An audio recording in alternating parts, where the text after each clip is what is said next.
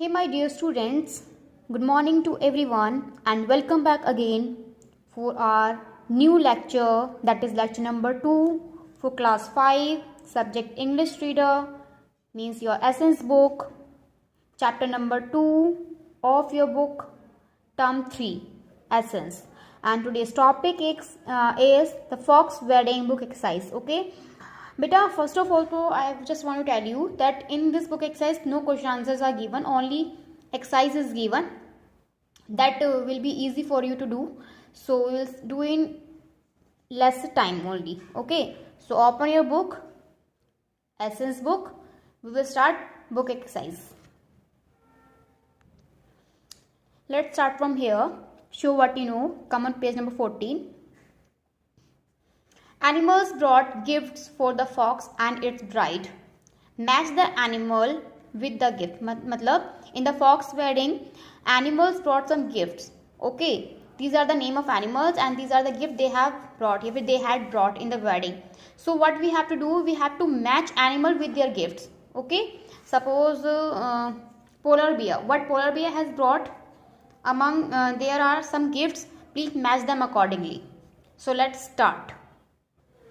Polar bear brought, polar bear क्या लेके आया था बेटा? Polar bear brought I think a Russian chair. It is given. Okay, so you can match it or you can write it one also. First answer ये हो गया. A man brought क्या लेके आया था? You can check here. A man brought an empty apology. मतलब कि next is lion. What lion brought? Lion brought mirror, a mirror of African gold. So it's a 3. Mirror of African gold. She wolf. She wolf क्या लेके आई थी? She wolf brought a scarf from Spain. Okay. Horse. What horse has brought? He brought a 5-wheeled carriage. That is 5 number. Jackal. Jackal, what jackal has brought? Jackal brought 2 diamond rings. Hyena. What hyena brought for their wedding? Hyena brought a charming ball of china. 7th. 8th. Camel. What camel brought? Camel brought casket of Indian enamel. 8th. 9th. Monkey. What monkey brought? Monkey brought a book of Arabian Nights. And last, crocodile. A crocodile brought a silver cup of Nile. So these are the correct answer or sequence. Okay, you can match them also, but instead match we can write it here, because in match you can create while matching you can create a match over here and it will look very means dirty. Okay, that is why I have wrote here numbers. You can write here accordingly. Now word smart. Pick out the rhyming words from any 5 stanzas in the poem and write. One example has been given for you. एक example दे रखा है, अब आपको 5 stanzas में से rhyming words को pick करना है और आपको लिखना है अकॉर्डिंगली. ओके, जैसे एक दे रखा है सन बिगन, और क्या थे इसमें राइमिंग वर्ड? एक था ड्रॉपिंग. ड्रॉपिंग का राइमिंग वर्ड क्या आया था? ड्रॉपिंग हो गया. Dropping wedding. Okay, dropping wedding. Next is side bride. hyena china. hyena china. bold gold. crocodile Nile. So these are the pair of rhyming words from each stanza. Her stanza में से लिए गए हैं. ये नहीं है, ज़रूरी नहीं है. It's not compulsion for you to write the same words from the stanzas. You can choose your own also. Okay, according to your wish. It's your wish. You can choose accordingly. Thinking caps on. In the poem, you read about 9 animal guest and a man who came to the fox wedding. आपने देखा इसमें 9 animal guest आते हैं और 10th में एक man भी आता है फॉक्स की वेडिंग में। Why has the man been called ill mannered, man को इल मैनर्ड क्यों कहा गया है? आंसर इन 1 or 2 सेंटेंसेस, आपको आंसर देना है 1 or 2 सेंटेंस में। उन्होंने कहा था ना कि इल मैनर्ड होता है, मतलब इसमें बताया गया था कि हमें उन्होंने ये भी कहा था कि हमें इल मैनर्ड, अपने इल मैनर्ड को मतलब हमें अपने बेढंगे को या फिर बेतरबीब से या फिर हमें गलत तरीके से फिर गंदे बिहेवियर नहीं करना चाहिए।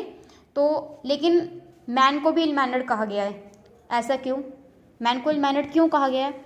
क्योंकि the man has been called ill mannered because he came to the wedding uninvited, okay, without a wedding gift and just offered an empty apology.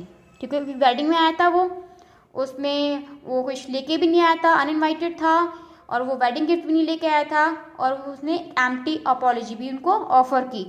तो you can right it accordingly, English में लिख सकते हो आप खुद ही, मैंने आपको answer बता दिया है, तो आपको ये खुद लिखना। यू कैन राइट हेयर और you can write in notebook also, but it's fine if you write here, यहाँ लिख सकते हो आप बेटा, because here space is given, okay.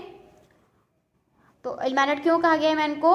क्योंकि वो वेडिंग में अनइनवाइटेड था, because he was uninvited in the wedding and without a wedding card he entered in the wedding and just offered an empty apology, okay. Now write a while. Here you have to write. What you have to write? C. Choose any 2 pairs of rhyming words from the poem. Poem में से आपको 2 pairs, मतलब जैसे कि सन, begin, या फिर side, bride, और भी बहुत कुछ है, जैसे इसमें था ड्रूपिंग, वेडिंग, तो ऐसे कुछ वर्ड्स गिवन थे इसमें, तो आपको कोई भी 2 pairs चूज करने हैं, ठीक है, पोएम से।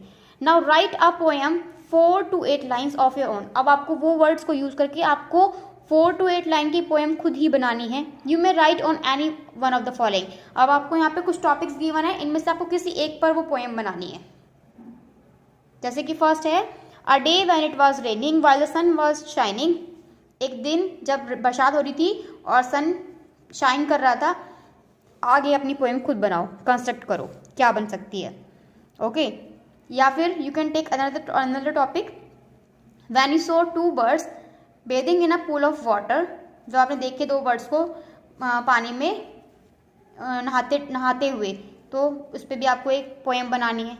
आपको कोई भी इसमें से कोई भी टॉपिक लेना है, आपको एक टॉपिक चूज करना है बेटा, कोई भी एक, लाइक व्हेन 2 puppies या cats were running and playing, इसमें आप फिर आगे बनाओगे कोई भी पोएम।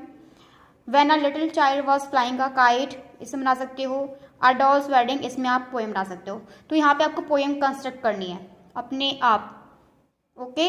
तो यहाँ पे आपको अपना right a while means writing assessment part है ये आपका, इसमें आपकी राइटिंग असेस होगी कि how much you can right well, okay. So make a poem yourself on any one of the topic. This is last part here, only this thing is given here in the poem. Talk a while में recite the poem individually और इन group of 4, मतलब आपको अब तो आप यहाँ पे classroom में नहीं हो, so you can recite the poem at home also along with your brother and sister, या फिर आप इंडिविजुअली भी पोएम को रिसाइट कर सकते हो पेरेंट्स के सामने। Fast learners corner, rewrite the fox wedding as a short play in your notebook. Fox की वेडिंग को एज अ शॉर्ट प्ले आपको नोटबुक में लिखना है। Give 1 line dialogues to the guest, मतलब कि ये डायलॉग फॉर्म में लिखना है कि गेस्ट क्या बोलते हैं, ठीक है। Act out the play with your classmate, आपको क्लासमेट के साथ में प्ले करना है। ये हम ऑनलाइन क्लास में भी कर सकते हैं बेटा, this we can do in online class, so be ready with this, okay. इसके साथ आप रेडी रहना, ये प्ले करेंगे हम क्लासरूम में, जिसमें कि फॉक्स वेडिंग में डायलॉग्स होंगे। कोई लायन का डायलॉग बोलेगा, कोई पोलर बियर का डायलॉग बोलेगा, कोई हॉर्स का बोलेगा, कोई क्रोकोडाइल का बोलेगा। इन दिस वे आपको अपने कुछ डायलॉग को प्रिपेयर करके रखना है, या फिर आप ऑन द स्पॉट भी बोल सकते हो। तो this will be enact in our online class, be ready, okay. So today's homework is this is today's homework, ये आपका आज का होमवर्क है, जिसमें कि बेटा किसी भी टॉपिक पे आपको एक पोएम कंस्ट्रक्ट करनी है। आप ये टॉपिक लो या ये लो, ये थर्ड या फोर्थ या फिफ्थ वन टॉपिक लो, कोई भी एक टॉपिक लो, उस पर एक पोएम कंस्ट्रक्ट करो, पोएम बनानी है आपको, ठीक है। तो you will enjoy it a lot, I know, आप एंजॉय करोगे कि आप कैसे बना सकते हैं पोएम को, okay. So and your previous homework solution is, this was your previous homework in which I asked you to do word meaning in notebook. The student, those who are not done word meaning yet, please do it right now. Meaning, enamel, zoology, apology, civil and feast. Do this word meaning. This is not the word meaning part, but I wrote it here only for you, so you can understand it very well, okay. So these are the word meaning. This is your previous homework solution. So my dear students, please construct a poem on any one of the topic. किसी भी topic पे आपको एक poem construct करनी है. So this was the only thing which we covered in today's class. Nothing else is given here.